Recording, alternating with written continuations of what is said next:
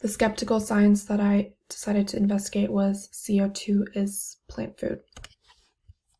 So basically, there are some who prefer to see the bright side of climate change and argue that the carbon dioxide that is released by, for example, burning fossil fuels is actually good for the environment.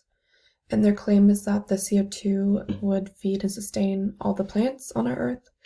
However, if this was true, we would see more abundance in our crops, and we would probably see our flowers and crops grow more taller and bloom brighter. So this more is better philosophy doesn't really work.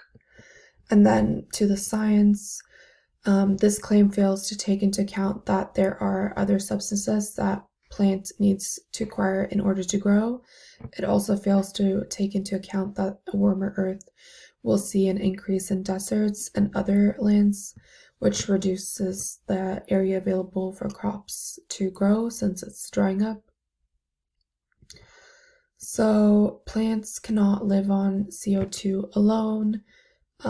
Their plant metabolism relies on multiple elements.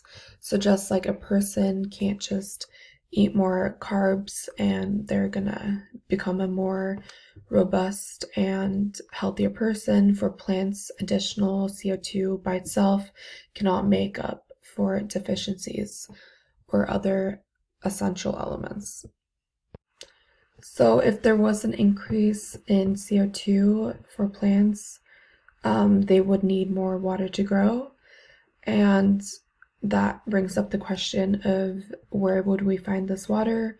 Because in many places, rainwater is not sufficient for current agriculture, while in other places, there's so many storms and increased rainfalls that are very intense and quick, so that the plants wouldn't be able to absorb the water. Also, with an increase of CO2, the relationship between plants and insects changes. So plants become more vulnerable, as you can see on this picture to the right. And then also this relationship leads or actually the increase of CO2 leads to an increase of pests and insects, and they, again, kind of destroy the plants. An increase of CO2 will also lead to an increase in temperature across the globe.